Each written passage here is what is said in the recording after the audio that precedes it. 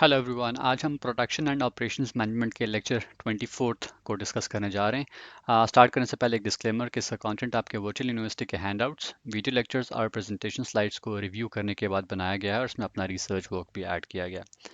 ये इस लेक्चर का कंटेंट है, आप इसको रिव्यू कर सकते हैं। आइए स्टार्ट करते हैं सबसे पहले टॉपिक से, जिसका नाम है सर्विस क्वालिटी। जी, तो सर्विस क्वालिटी की डेफिनेशन को अगर हम देखें तो इसमें हमारे लास्ट लेक्चर के एस्पेक्ट्स को रिपीट किया जा रहा है। यानी जो लेक्चर नंबर 23 हमने स्टडी किया था, उन्हीं पहलुओं को रिपीट किया जा रहा है इस लेक्चर के अंदर। जैसे कि कोई भी सर्विस हासिल करने से पहले कस्टमर की कुछ तवक्कुआत, कुछ एक्सपेक्टेशंस होती हैं उस सर्विस से। ठीक है, लेट्स अज्यूम के उस एक्सपेक्टेशंस को या उन तवक्कुआत को हम ईएस से डिनोट कर लेते हैं। ठीक है, अच्छा, फिर उस सर्विस को हासिल करने के बाद कस्टमर की एक राय बनती है उस सर्विस के बारे में। ठीक है, उस राय को हम परसीव्ड सर्विस कह देते हैं। ठीक है, ये सर्विस हासिल करने के बाद जो हमारी राय बनी उसकी हम बात कर रहे हैं। ठीक है, अच्छा, अब सर्विस क्वालिटी क्या है कि आपकी जो एक्सपेक्टेशंस थी किसी सर्विस को हासिल करने से पहले, जो तवक्कुआत थी जिसको हम ईएस से डिनोट कर रहे हैं यानी एक्सपेक्टेड सर्विस, और जो आपने सर्विस हासिल की और उसके बाद आपकी जो राय बनी, जो ओपिनियन बना, जिसको हम पीएस यानी परसीव्ड सर्विस से डिनोट कर रहे हैं, इनके आपस में कंपैरिजन को मैयर करता है। ठीक है, और इस कंपैरिजन को मैयर करने से तीन डिफरेंट नताइज अखज़ होते हैं। ठीक है, इसमें पहला नतीजा ये हो सकता है कि सर्विसेज हासिल करने के बाद आपकी परसेप्शन, आपकी परसीव्ड सर्विस या आपकी राय जो है वो आपकी एक्सपेक्टेशंस के ऐन मुताबिक हो, यानी उसको मीट कर जाए। ठीक है, इसमें आप खुश होंगे। ठीक है, क्योंकि आपने जो सोचा था सर्विसेज आपको ऐन उस मुताबिक दी गई। ठीक है, दूसरा इसमें क्या रिजल्ट निकल सकता है कि आपकी जो परसेप्शन थी, आपकी राय या आपकी परसीव्ड सर्विस जो है वो आपकी एक्सपेक्टेशन से बहुत बेहतर निकली। ठीक है, आपने सोचा इतना बेहतर नहीं था, लेकिन आपने जब सर्विस हासिल की तो आपको बहुत बेहतर सर्विसेज दी गई, तो इसमें आप बहुत खुश होंगे। ठीक है, और तीसरा और आखिरी नतीजा ये हो सकता है कि आपने जो सोचा था कि सर्विसेज ऐसे दी जाएंगी, लेकिन सर्विसेज आपको वैसे नहीं दी गई। ठीक है, आपकी राय जो है वो बेहतर नहीं बनी आपकी एक्सपेक्टेशंस के मुकाबले में। ठीक हो गया, तो ये सर्विस क्वालिटी की ओवरऑल डेफिनेशन है, और वो इस तरीके से कंपैरिजन को मैयर करता है और इस तरीके से कुछ नताइज अखज़ होते हैं। नेक्स्ट हमारे पास है moment of truth. Moment of truth वो मोमेंट होता है जिसमें कोई कस्टमर किसी सर्विस प्रोवाइडर के साथ कोई कांटेक्ट इस्टेब्लिश करता है। ठीक है, फ़र्ज़ करें मैं कस्टमर हूँ, मैं किसी सर्विस प्रोवाइडर की हेल्पलाइन पे कॉल करता हूँ कोई मालूमात लेने के लिए, कोई शिकायत करने के लिए, या फिर कोई रिक्वेस्ट करने के लिए, या फिर मैं उनकी फ्रेंचाइजी सर्विस सेंटर खुद जाता हूँ। ठीक है, तो जब मैंने कॉल कनेक्ट की, कॉल हमारी कनेक्ट हुई, तो वो मोमेंट ऑफ ट्रूथ है। या मैं उनके ऑफिस जैसे ही एंटर हुआ, वो मोमेंट ऑफ ट्रूथ है। ठीक है, या कोई रेस्टोरेंट है, कोई सर्विस प्रोवाइडर, वहाँ पर जैसे ही मैं एंटर हुआ तो वो मोमेंट ऑफ ट्रूथ है। तो इसमें क्या करती है कि वो सर्विस प्रोवाइडर की कोशिश ये होती है कि वो आपको या मुतमईन कर पाए, या फिर आप उनसे मुतमईन ना हो। ठीक है, मुतमईन कैसे होंगे कि आपने जो एक्सपेक्टेशंस उनसे रखी हुई हैं कि वो आपको इस तरह की सर्विसेज देंगे, वो आपको उसी तरह की सर्विस दे देते हैं या आपको उससे बेहतर सर्विसेज दे देते हैं। ठीक है, तो आप सेटिस्फाई होंगे, खुश होंगे। और इन केस आपने जो एक्सपेक्टेशंस रखी हुई हैं वो आपके उसके मुताबिक आपको सर्विसेज नहीं दे पाते, तो फिर आप नाखुश होंगे, डिससेटिस्फाई होंगे। इन केस आप डिससेटिस्फाइड हो के आते हैं वहाँ से, ठीक है, तो उस केस में कंपनीज फिर कोशिश करती है सर्विस रिकवरी की। ठीक है, जिसमें उनकी कोशिश मेनली ये होती है कि आपको डिससेटिस्फैक्शन से हटाकर सेटिस्फाई किया जाए। वो आपसे रब्ता करते हैं, आपको मनाने की कोशिश करते हैं, आपके उस मसले को बेहतर तरीके से हल करने की कोशिश करते हैं, या जिस वजह से आप नाराज़ हुए होते हैं उस इशू को, उस मसले को रेक्टिफाई या फिक्स करने की कोशिश करते हैं, ताकि आप उनके लॉयल कस्टमर रहें। ठीक है, तो ये हो गया moment of truth. Next topic में जी हम स्टडी करने जा रहे हैं सर्विस क्वालिटी के मॉडल्स को। ये तीन डिफरेंट मॉडल्स हैं जिनको हम वन बाय वन स्टडी करेंगे। First one is perceived service quality model, second one is gap model, third one is service quality model. अब ये सर्विस क्वालिटी को शॉर्ट फॉर्म में लिख दिया गया है SERVQUAL के नाम से। ठीक है, तो इसमें डिफरेंट वो लोग जो कि डायरेक्टली या इनडायरेक्टली उस डिसिप्लिन में काम करते थे, मैनेजर्स हो गए या फिर रिसर्चर्स हो गए, इनकी कॉन्ट्रीब्यूशंस हैं। इन लोगों ने एसेस किया, देखा कि कस्टमर्स को क्या चैलेंजेस आती हैं, सर्विस प्रोवाइडर्स को क्या चैलेंजेस आती हैं कोई सर्विसेज देते वक्त। ठीक है, या कस्टमर को सर्विसेज हासिल करते वक्त, और उन चैलेंजेस पर उन्होंने काम किया, देखा कि कस्टमर क्या एक्सपेक्टेशंस लेके आता है, वो क्या वजूहात होती हैं कि एक कंपनी या एक सर्विस प्रोवाइडर उन एक्सपेक्टेशंस पर पूरा नहीं उतरता। ठीक है, क्या ऐसा होता है कि आप उनकी एक्सपेक्टेशंस को मीट कर पाते हैं या एक्सीड कर पाते हैं, और क्या ऐसा होता है कि आप वो एक्सपेक्टेशंस मीट नहीं कर पाते। ठीक है, तो इन मॉडल्स के थ्रू इन पर काम किया गया और बेहतरी लाई गई, और उस बेहतरी का फिर नतीजा ये निकला कि हर कंपनी जो है वो बेहतर तरीके से कस्टमर को हैंडल करने लग गई। ठीक है, क्योंकि जब आप एक कस्टमर को बेहतर तरीके से समझ पाते हैं कि वो ये चाह रहा है, उसकी नीड्स रिक्वायरमेंट्स क्या हैं, तो उसके बाद आप उसको रेलेवेंट सर्विसेज भी बेहतर तरीके से दे पाते हैं। ठीक है, तो अल्टीमेटली ये हुआ कि कंपनीज बेहतर परफॉर्म करने लगी कंपेटिटर्स के मुकाबले में, उनके रेवेन्यूज इंप्रूव हुए। ठीक है, कस्टमर्स सेटिस्फेक्शन बढ़ी, और वो कस्टमर्स जो उनके पास कोई सर्विस हासिल करने आते थे वो उनके पास बार बार आने लगे, लॉयल हुए। ठीक है, तो first one is perceived service quality model. तो आइए इसको स्टार्ट करते हैं। अच्छा, परसीव्ड सर्विस क्वालिटी मॉडल को डिटेल में डिस्कस करने से पहले हमने इन दो टर्म्स को समझना है। ठीक है, एक्सपेक्टेड सर्विस जिसको हम ईएस से डिनोट कर रहे होंगे, और परसीव्ड सर्विस जिसको हम पीएस से डिनोट कर रहे होंगे। ईएस यानी एक्सपेक्टेड सर्विस जो है कस्टमर की एक्सपेक्टेशंस को रिप्रेजेंट कर रहा होगा, वो तवक्कुआत जो कि कस्टमर किसी सर्विस को हासिल करने से पहले रखता है, वो उम्मीदें जो कि एक कस्टमर की होती हैं कोई सर्विस हासिल करने से पहले। ठीक है, और परसीव्ड सर्विस जो पीएस है, ठीक है, ये परसेप्शन को रिप्रेजेंट कर रहा है, वो राय, ठीक है, या वो ओपिनियन जो कि एक कस्टमर सर्विस हासिल करने के बाद बनाता है।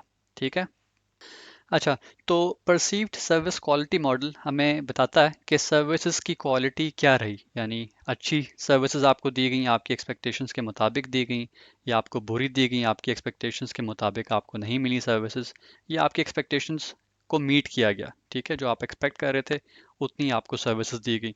तो ये जानने के लिए ये मॉडल ये कहता है कि आपने इन दो टर्म्स यानी एक्सपेक्टेड सर्विस और परसीव्ड सर्विस, इनको कंपेयर करना है।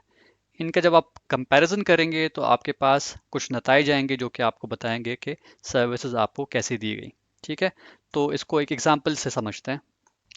अच्छा, इस एग्जांपल में हम ये ज्यूम कर लेते हैं कि हम किसी रेस्टोरेंट जाना चाह रहे हैं खाना खाने के लिए। ठीक है, अब रेस्टोरेंट में खाना खाने से पहले मेरी उस रेस्टोरेंट से कुछ एक्सपेक्टेशंस हैं। ठीक है, और ये एक्सपेक्टेशंस मेरी डिराइव हो रही हैं कुछ चीज़ों से। ठीक है, वो एक्सपेक्टेशंस किन चीज़ों से ड्राइव हो रही है? एक तो ये कि मैंने और लोगों से तारीफ़ें सुनी हैं। ठीक है, वर्ड ऑफ माउथ, किसी और ने सर्विसेज इस्तेमाल की और उनको वो अच्छी लगी या बुरी लगी, जैसा भी था, उन्होंने बताया औरों को उस सर्विस के बारे में। ठीक है, तो वो वर्ड ऑफ माउथ कहलाता है। ठीक है, तो मेरी एक्सपेक्टेशंस में ये भी शामिल है। ठीक है, फिर मैं क्योंकि डिफरेंट तरह के खाने खाना पसंद करता हूँ, और मुझे उम्मीद है कि वो तमाम के तमाम खाने जो हैं वो इस रेस्टोरेंट में मुझे मिलेंगे, तो ये भी शामिल होता है एक्सपेक्टेशंस में। फिर मैं इस रेस्टोरेंट पहले भी गया हूँ, ठीक है, और मेरा पास एक्सपीरियंस जिस तरह का रहा वो भी शामिल हुआ मेरी एक्सपेक्टेशंस में। ठीक है, इसके अलावा आप लोगों ने स्टडी किए थे सर्विस क्वालिटी के 5 डायमेंशंस। ठीक है, वो भी एक्सपेक्टेशंस का हिस्सा बनते हैं। ठीक है, यानी अगर मैं ये कहूँ कि इस रेस्टोरेंट की सर्विसेज जो हैं वो रिलायबल हैं, यानी ये कमिट करते हैं कि 30 मिनट में हम अच्छा खाना सर्व करते हैं, गर्म खाना सर्व करते हैं, तो वाकई में ऐसा करते हैं। ठीक है, ये मेरी एक्सपेक्टेशंस हैं। फिर जब मैं वहाँ जाता हूँ तो वहाँ का जो स्टाफ होता है वो प्रॉम्प्ट रिस्पांस देता है। ठीक है, मुझे जल्दी से टेबल असाइन करता है, मेरा ऑर्डर जल्दी से लिया जाता है। ठीक है, तो रिस्पॉन्सिव भी होते हैं। फिर वहाँ का जो स्टाफ है उनसे अगर मैं मेन्यू में खानों के बारे में मालूमात लेता हूँ तो वो नॉलेजेबल भी होते हैं, कर्टेसी भी दिखाते हैं, तमीज़ से पेश आते हैं। ठीक है, और वहाँ का जो हॉल टेबल्स और मेन्यू है सब कुछ जो है वो उनका जो मटेरियल वो तमाम का तमाम साफ़ सुथरा होता है। ठीक हो गया, तो ये सब मिला के मेरी जो है वो एक एक्सपेक्टेशंस सेट हुई। ठीक है, इस रेस्टोरेंट से। अब उसके बाद जब मैं उस रेस्टोरेंट गया और मैंने वहाँ पर सर्विसेज हासिल की, ठीक है, तो उसको हम फिर परसीव्ड वैल्यू से रिप्रेजेंट करते हैं। इसको मैं किसी और कलर कोड से रिप्रेजेंट कर लेता हूँ। फॉर इंस्टेंस इसको हम ब्लू कलर कोड से रिप्रेजेंट कर लेते हैं कि जब मैं रेस्टोरेंट गया और वहाँ पर मैंने खाना खाया, सर्विसेज हासिल की, ठीक है, और उनको इन तमाम एस्पेक्ट से उसको रिलेट किया, तो उसके बाद मेरी एक राय बनी। ठीक है, तो वो जो मैं एज्यूम कर रहा था, एक्सपेक्ट कर रहा था खाना खाने से पहले, और जब मैंने खाना खाया तो उस पर मेरी एक राय बनी। अब इन दोनों के कंपैरिजन के नतीजे में कुछ रिजल्ट्स अखज़ होते हैं। ठीक है, जिनको हम यहाँ पर अब डिस्कस कर लेते हैं वन बाय वन। अच्छा, मैं अब अपनी इन एक्सपेक्टेशंस को 0 से 10 की स्केल पर कोई नंबर दे रहा हूँगा, और परसीव्ड सर्विस जो कि मेरी राय बनी उसको भी एक नंबर दे रहा हूँगा। ठीक है, तो पहले मैं जब इस रेस्टोरेंट गया तो उसके अगेंस्ट मेरी एक्सपेक्टेशंस वर 8 आउट ऑफ 10। ठीक है, कि ये 8 आउट ऑफ 10 सर्विसेज देंगे, खाने की इसमें क्वालिटी का आ गई, वहाँ के लोगों का बर्ताव आ गया, रेस्टोरेंट का ओवरऑल एम्बियंस आ गया, सब कुछ मिला के मैंने 8 एक्सपेक्ट किया था उस रेस्टोरेंट से। और वहाँ पर जब मैंने सर्विसेज हासिल की तो 9 कि मेरी राय बनी, ठीक है। रिजल्ट में मैंने 9 नंबर दिए उनको, तो इसका मतलब ये है कि मैं बहुत ज़्यादा खुश हुआ, मेरी एक्सपेक्टेशंस को एक्सीड कर गए, ठीक है।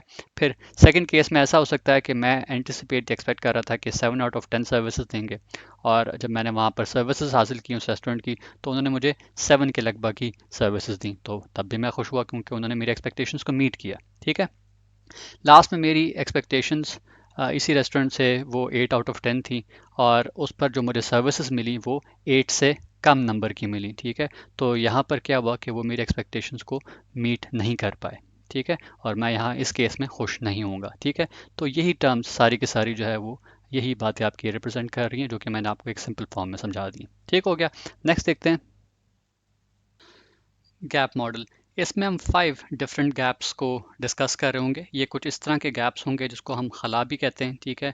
अब ये गैप्स जो है आपकी सर्विसेज जो आप प्रोवाइड कर रहे हैं किसी कस्टमर को, ठीक है, उसकी परफॉर्मेंस और जो कस्टमर की एक्सपेक्टेशंस थी उस दरमियान जो गैप्स ऑब्जर्व किए जाते हैं उनका जिक्र हो रहा होगा, और ये 5 डिफरेंट किस्म के हैं, उनको हम इस एग्जाम्पल की फॉर्म में समझते हैं। तो स्टार्ट करते हैं।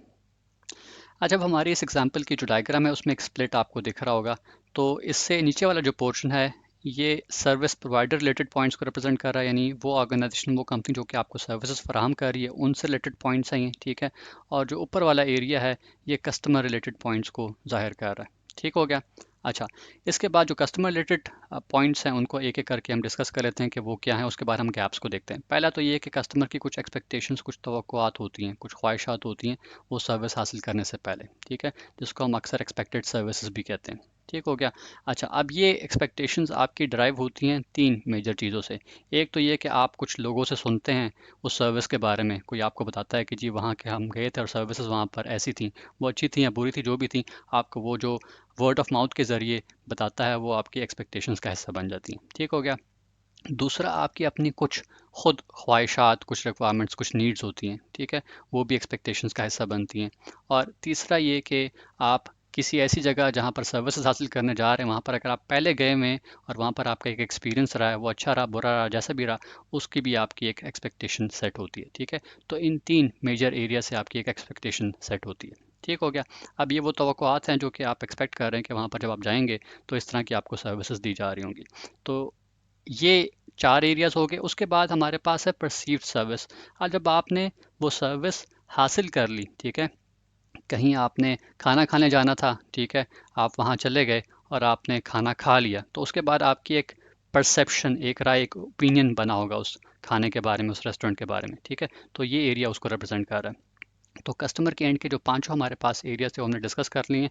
अब चलते हैं उन गैप्स की तरफ जो कि ड्राइव हो रहे हैं। अच्छा, गैप वन को नॉलेज गैप भी कहते हैं, ठीक है।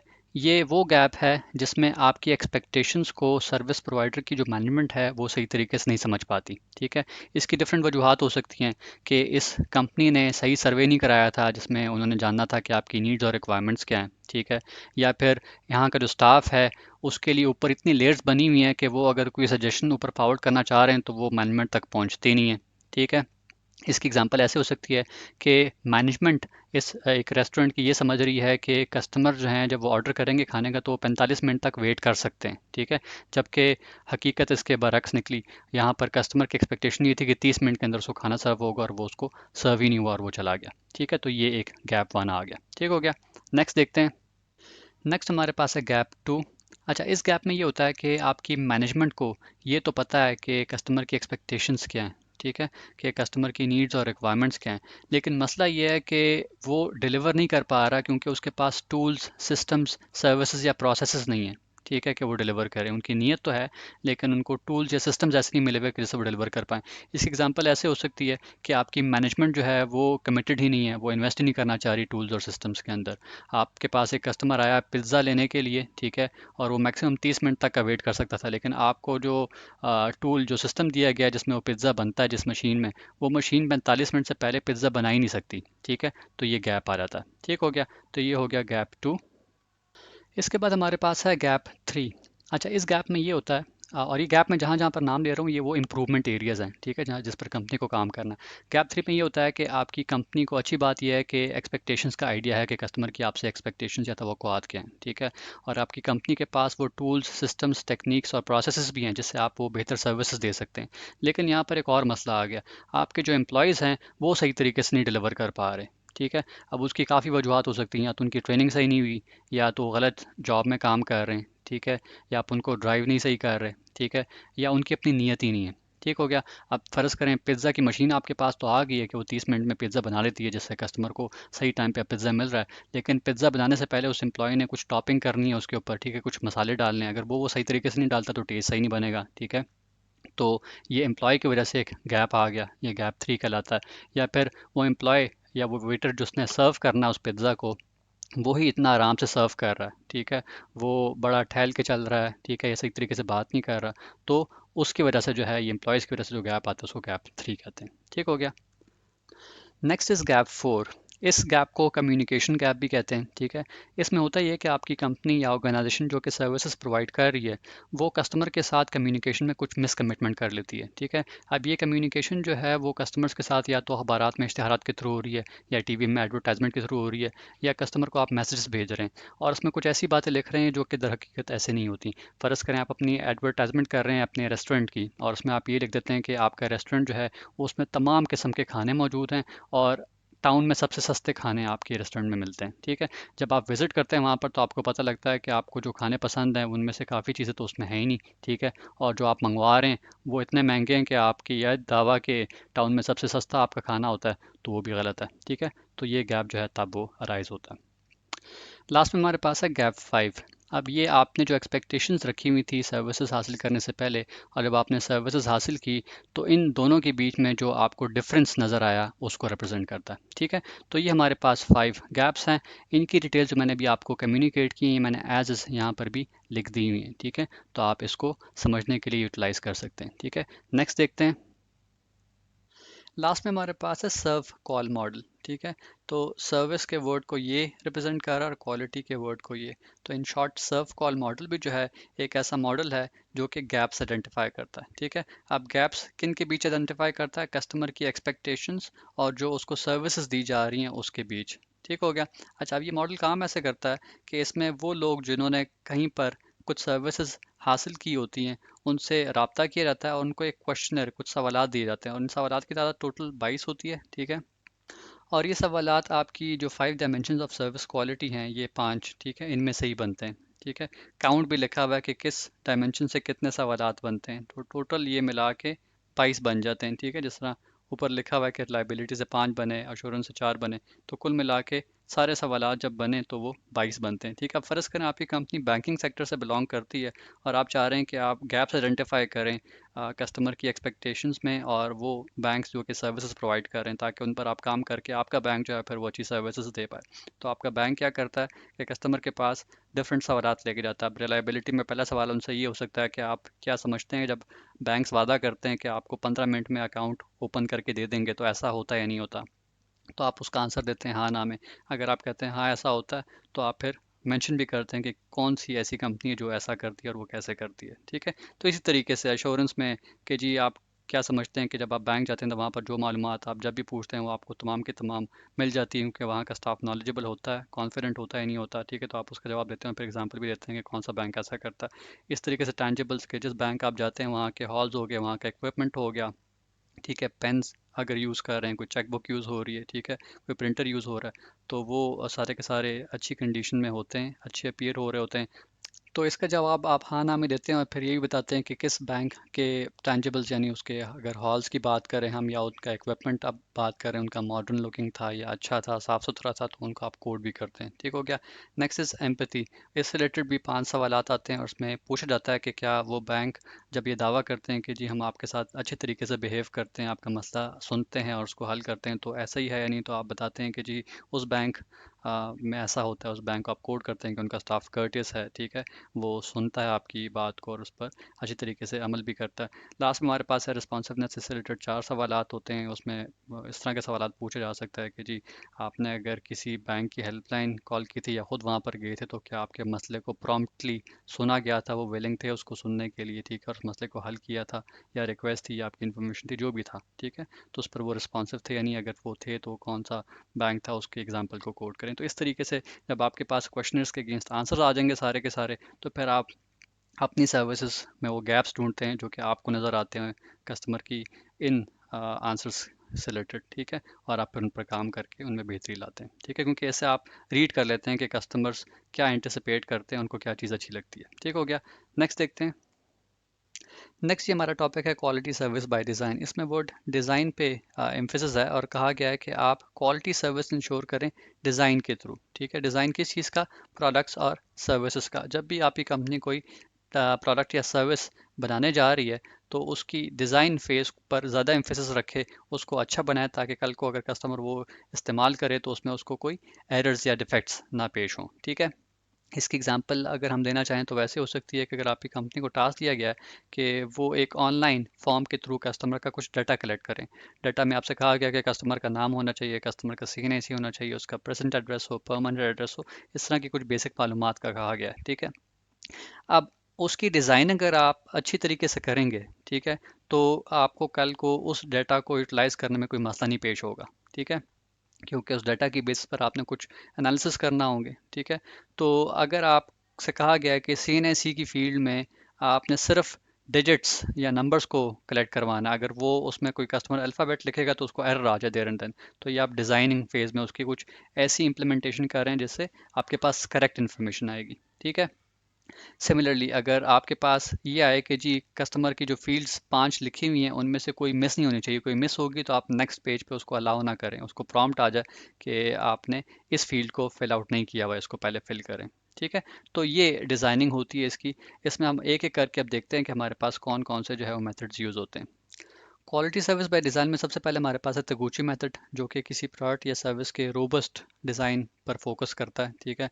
रोबस्ट से मुराद ये है कि वो प्रोडक्ट या सर्विस हर कंडीशन में काम कर सके, हर जगह काम कर सके, ठीक है, उसकी डिज़ाइनिंग ऐसी की जाए। अब मैं अगर इसकी मिसाल दूँ कि क्या चीज़ रोबस्ट नहीं थी और क्या चीज़ रोबस्ट है, वो ऐसे है कि 30 साल पहले अगर मैं लैपटॉप्स की एग्जांपल दूँ तो वो सिर्फ ठंडे कमरों में यानी एसीज वाले कमरों में बेहतर परफॉर्म कर पाते थे, ठीक है, वो हीट अप नहीं होते थे। लेकिन अगर वही लैपटॉप आज से 30 साल पहले जब मैं यूज़ कर रहा था किसी गर्म कमरे में या गर्म इलाके में, तो वो हीट अप हो जाते थे या उनकी परफॉर्मेंस इफेक्ट होती थी और एट टाइम्स ख़राब भी हो जाते थे, तो उनका डिज़ाइन रोबस्ट नहीं था, ठीक है। लेकिन अब उसके डिज़ाइन पर काम किया गया और उसको रोबस्ट बनाया गया। अब आप उन लैपटॉप्स को किसी भी इन्वायरमेंट में इस्तेमाल करना चाहें तो आप इस्तेमाल कर पाती हैं। इवन अब तो उस पर पानी भी गिर जाए तो एट टाइम्स जो है उस पर कोई इफेक्ट नहीं होता, ठीक है। तो रोबस्ट डिज़ाइन की एग्जांपल इस तरह घड़ियाँ भी जो है वो रोबस्ट डिज़ाइन पर आ रही हैं। आप जो फ़ोन्स देख लें वो भी आप पानी में डुबो लें, ठीक है, सख्त गर्मी में रख लें तो वो रोबस्ट डिज़ाइन के होते हैं, ख़राब नहीं होते, ठीक है। सर्विसेज फील्ड में अगर मैं बात करूँ, कोई बैंकिंग सेक्टर है जो कि किसी इलाके में सर्विस दे रहा है और किसी इलाके में नहीं दे रहा, तो मैं कहूँगा कि उसका रोबस्ट डिज़ाइन नहीं है, ठीक है। जब वो एक तरह की सर्विसेज एक इलाके में दे पा रहा है तो उसको चाहिए कि दूसरे इलाके में भी वो उसी तरह की सर्विसेज दे पाए, ठीक है। तो ये हो गया तगुची मेथड। नेक्स्ट हमारे पास है पोकायुग।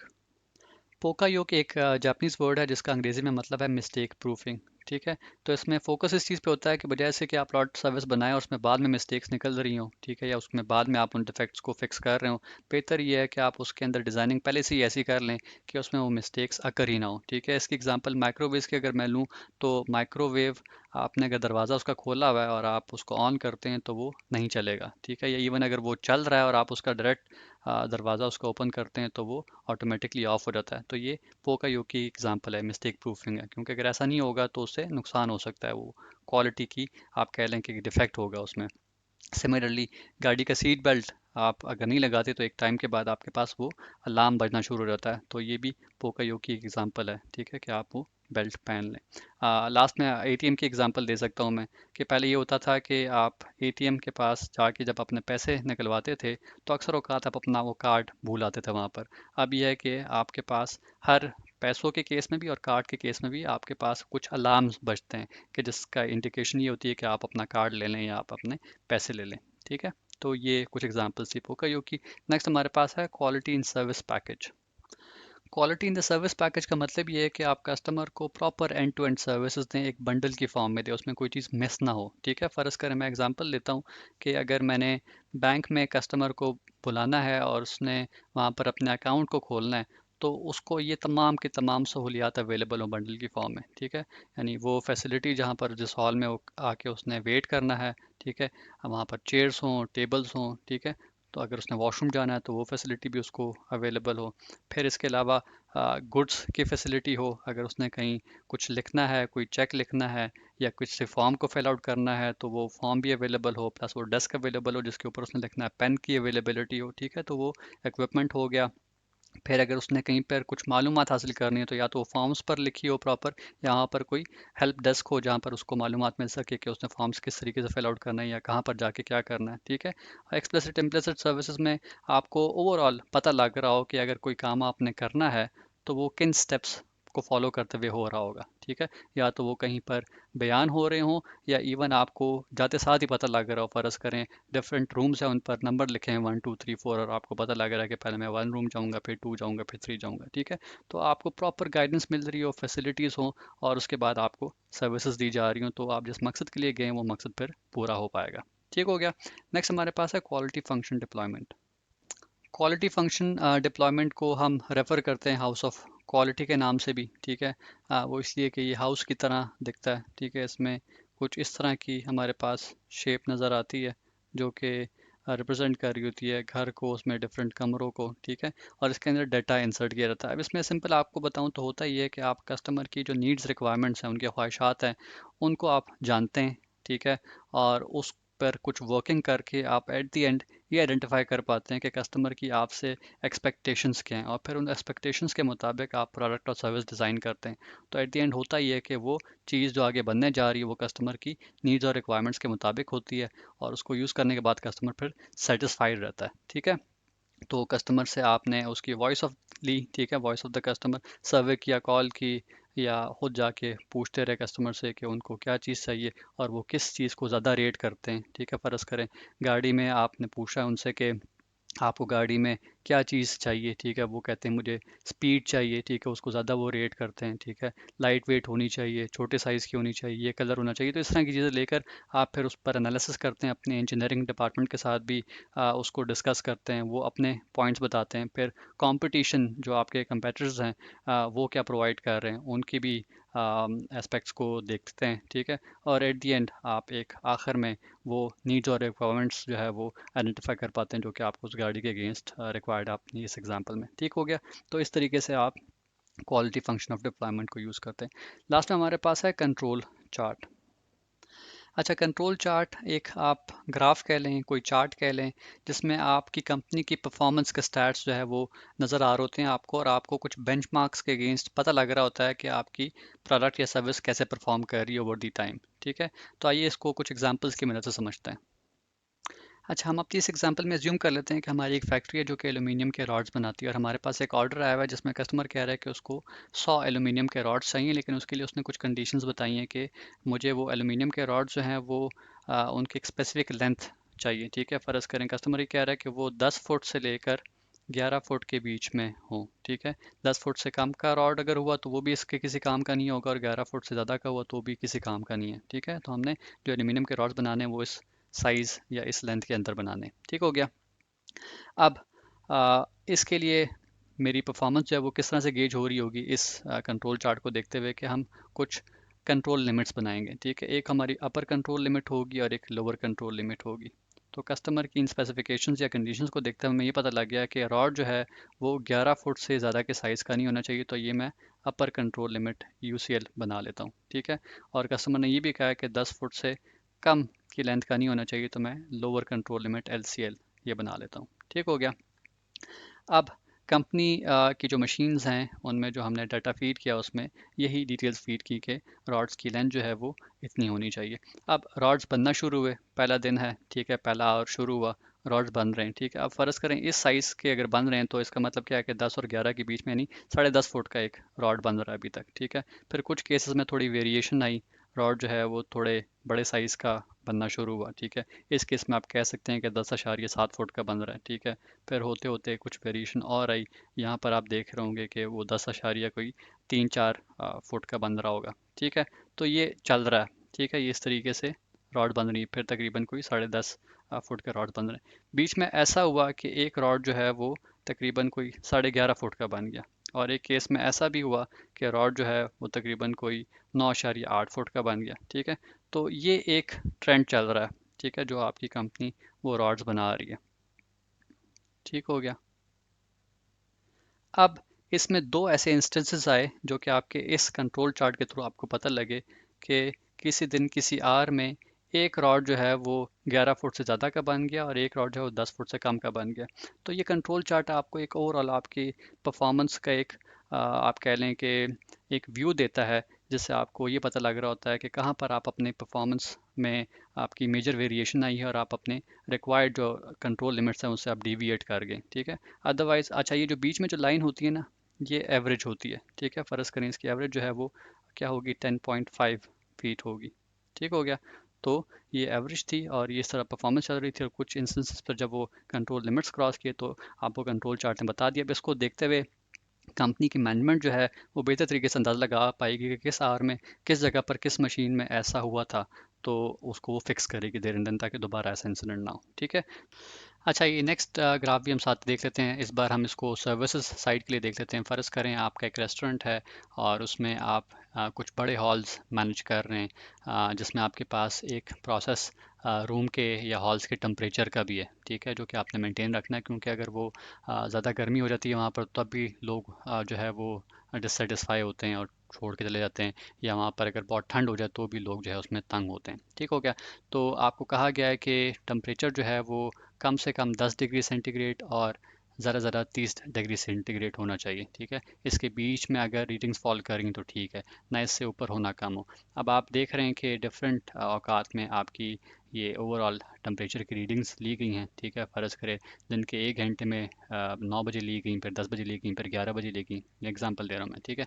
और दिन का एक ऐसा हिस्सा है जहाँ पर रीडिंग ली गई तो आपके पास वो तकरीबन 35 डिग्री सेंटीग्रेड आया। तो ये एक अपर कंट्रोल लिमिट जो डिफाइन की गई थी 10-30 डिग्री सेंटीग्रेड थी, उससे वो एक्सीड कर गया, ठीक है। तो ये आपको कंट्रोल चार्ट ओवरऑल किसी भी प्रोसेस की परफॉर्मेंस दिखा सकता है। अक्सर औकात ये यूज़ होता है जहाँ पर आप कोई नई प्रोडक्ट बना लें तो देखना चाह रहे हैं उसकी परफॉर्मेंस के वो विद इन स्पेसिफिकेशन लिमिट्स चल रही नहीं चल रही, या फिर अगर आप देखना चाह रहे हैं कि आपने कहीं किसी प्रोसेस में री इंजीनियरिंग की या इम्प्रूवमेंट की है और उसके बाद आप देखना चाह रहे हैं कि वो जो आपने इम्प्रूवमेंट की है वो सस्टेन भी कर रही है नहीं कर रही, तो उसके लिए आपको ये एक अच्छी पिक्चर देता है कि कहाँ पर आपका परफॉर्मेंस आपके प्रोसेस की कैसे चल रही है, ठीक है। तो ये जी ओवरऑल हमारा लेक्चर नंबर 24 था। उम्मीद है आपको पसंद आया होगा। आपके साथ फिर नेक्स्ट लेक्चर में मुलाकात होगी। Thank you for watching this video.